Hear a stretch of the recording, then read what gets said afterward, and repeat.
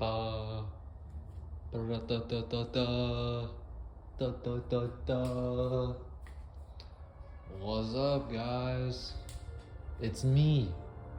Another year, another top 10 list.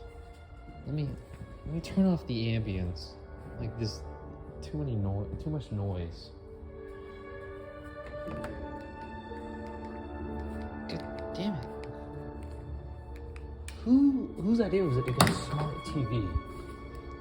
Y'all know I'm not editing this out.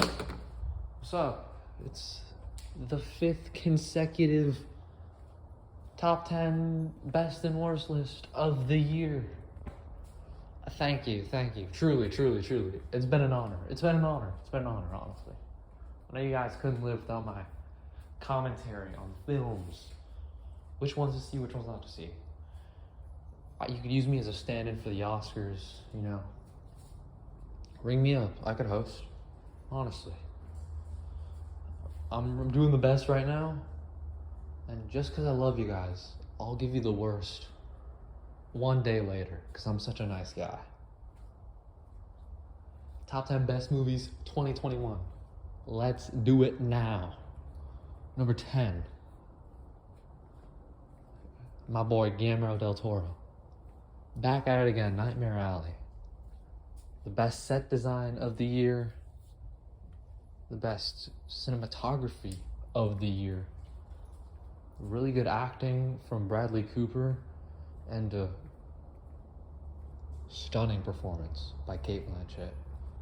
If you're in the back of a theater and you're alone, you could do your thing to her, honestly. She's that good in the movie. Seriously. But no, genuinely, it's a very interesting story about the fall of this con man magician, told through the best visual lens. Like, it really makes a difference if you shoot a movie as badly as Spider-Man or something, where it's just shot, reverse shot. If you tell a story like this, it really makes a difference how engaging the movie can be. Nightmare Alley, atmospheric, interesting, number 10 on my list. Number 9, the final James Bond movie. Not really though. I mean, he's dead, but he's gonna come back. Maybe the explosion burnt him so bad, he's gonna turn into Idris Elba. See, I had that one in the chamber for a while now. No Time to Die. It's a very good action movie, very good send-off for Daniel Craig. You know, and they had the balls to kill James Bond. You gotta give him props for that, at least. The villain's a little underdeveloped. He didn't have that much to do. And some of the recurring characters don't have much to do, like Mona Penny and Ralph Fiennes as M. But I think as a whole, it's an epic action movie with beautiful set design and choreography. And honestly, it was really engaging because I really enjoyed Daniel Craig's run, except for Spectre. That movie can go fuck itself. But with No Time to Die, it's a climactic, exciting end to the James Bond saga, to the actor who I've probably enjoyed the most films of as the James Bond character. Not saying much since I haven't really seen the other ones, but I've seen some Sean Connery, seen some Pierce Brosnan. I like Craig the best. I'm sorry. Number 8 is a guilty pleasure of mine, Malignant by horror master James Wan. This movie rivals Nightmare Alley on cinematography. Jesus Christ, this fucker knows how to compose some atmosphere. Like, there's a chase in the sewer. It's breathtaking. This horror movie is goofy as hell. It doesn't take itself seriously at all. And it is such a good time. I would have killed to see this in the theater. Like, I work at a theater now. People walking out of Malignant, that alone is the price of admission. Just watching people's faces as they leave the theater. I don't want to spoil Malignant. Well, I've spoiled everything else, but I won't spoil Malignant. I want to keep it a surprise. Because the third act of this movie is the most insane thing ever, and it is glorious. absolutely glorious. If you want a super entertaining thrill ride that's resemblant of like a 70s Italian horror movie, watch *Malignant*. James Wan, he's probably the best horror director. One of. I mean, the guy made *Midsummer*, *Somar*, whatever. He's pretty good. But James Wan's up there as like mainstream. Keeping the tone with *Guilty Pleasures*, *Bad Trip*, the funniest goddamn movie of the year. Eric Andre is a genius. I don't have a lot to say about this movie. It's just, if you like Eric Andre, if you like hidden camera pranks, this movie is hilarious. Start to end, it's very funny. Tiffany Haddish and Eric Andre, they need Oscars. Tiffany Haddish especially. She's very committed to the role. She's almost willing to get thrown in jail for some of the stuff she does. She talks about murdering a guy in like a diner. It's awesome. Did I say number 6 for Bad Trip? I meant number 7, because number 6 is Paul Thomas Anderson's Licorice Pizza. Again, not a lot to say. The whole movie is on the backs of the 2 main actors who do a terrific job at portraying an authentic romance that's brewing through like the 70s. And I don't want to sound like a hipster dick, so I'm not. The movie is a comedy. It's very funny. Bradley Cooper is very funny in it, and his second appearance on my list, which I never thought that day would come, because I'm not the biggest fan of Bradley Cooper, but hey, I mean, he's doing well for himself. He's in 2 great movies this year. Oh, look at the time. I could do an honorable mentions for the first time. Oh my God. But yeah, it's an emotionally engaging movie of this 20-year-old going after a 15-year-old girl. You know, maybe Paul Thomas Anderson just like saw every person in Hollywood and was like, this age disparaging thing, that's a good thing to release right now. I mean, Paul Thomas, you could have thought it out a little more. I mean, have a pedophile movie like now. Okay, not the best choice. Number 5, halfway through, Pig, starring my man Nicolas Cage, which is very, very depressing, actually. It's not like John Wick.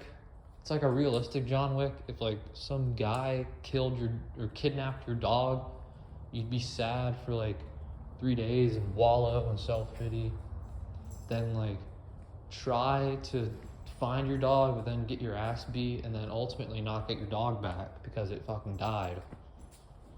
It's John Wick in the real world. Nick Cage gives a powerhouse. He's really good. And I felt really bad for him when his pig died, man. That's touching stuff. It's sad. Directing is It leaves a lot to be desired. Shot composition and framing and shit like that. But as a story, it was very engaging from a dramatic standpoint. Number four on my list. The French Ditch.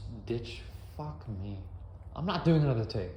We don't do second takes on this channel. One and done. The French Dispatch. Wes Anderson, who's the director, who I like his movies, but every time I see a trailer for his new one, I think, oh, here this guy goes again, being a hipster penis face. I have a love-hate thing with him. His style can be annoying as hell sometimes.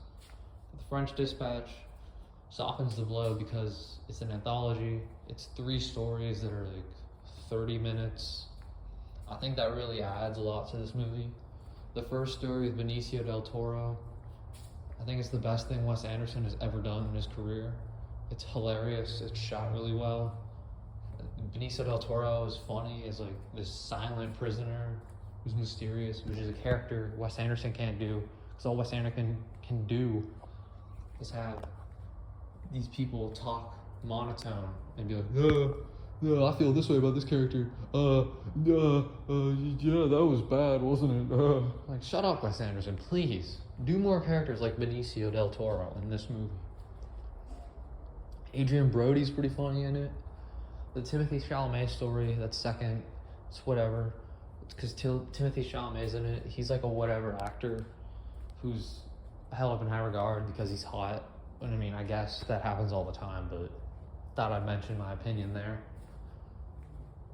For any of you Dune lovers, Dune's not on this list. Sorry. It might be an honorable mention. I don't know. Haven't decided yet. Because this all happens up here in my brain, baby. It all happens up here. It's a funny movie that's well shot. Again, it's well shot. Not as well shot as Nightmare Alley, but this has the added benefit of being 30 minutes shorter and getting boom, boom, boom. Pacing. Is very good in this movie. There's an animated segment that's pretty good too. It's very creative with its stories. One's black and white. There's paintings everywhere. And the one segment I mentioned again has an animated segment, which really keeps you on your toes and engaged. I watched this on Halloween because I didn't want to trick or treat, because fuck trick or treating. So yeah, it was a good Halloween movie, I guess, for me.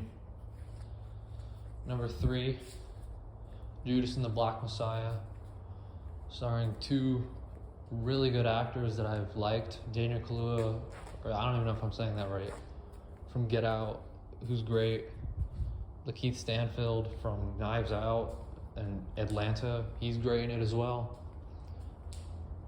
It's a really good historical movie that makes you care about the characters, because one of them's only doing this because he's getting jail time. He has to like infiltrate the Black Panther clan to give the scoop to this FBI guy, played by another good actor, Jesse Plemons. It's like, it does a good job putting you in this relatable guy's shoes, and then seeing all the Black Panther clan did, how they dealt with opposition. It's not like an empowering movie. It's like, go you guys. So supportive. It's just a really interesting story. Every character is flawed. They're not portrayed as these gods. They're portrayed like people, and it makes it more investing. Some of these people die, because some of these people did die. And it's what every historical movie should be. Relay the facts, but make the characters relatable and likable. So when the events in question do happen, we care. And recount it well. Don't be Act of Valor. Please don't be like Act of Valor. Please. Number 2 is a Marvel movie. A Marvel movie? Number 2 on your list? What are you doing? Spider-Man No Way Home. I don't even have to say anything, dude. Do I even have to say anything? Fucking Andrew Garfield, Tobey Maguire, Willem Dafoe, Dr. Octopus, they're all there. They're all there. I swear to God. You could say, yeah, the other movies on this list, they're better movies than Spider-Man No Way Home. Yeah, sure. Yeah. But honestly, it's like I walked in, I was gonna see like an art movie, but then someone just pulled me aside, had fun with me for like 5 minutes. Which event am I gonna enjoy more? Am I gonna enjoy a Wes Anderson movie, or am I gonna enjoy having fun in the bathroom for 5 minutes? That's what Spider-Man was. It was a fun experience, is what I'm trying to say. It was a fun experience. Like Tenet last year, this movie. And I'm getting to my limit, so I'll talk about the number 1 movie in the next video, and it'll be like 5 minutes.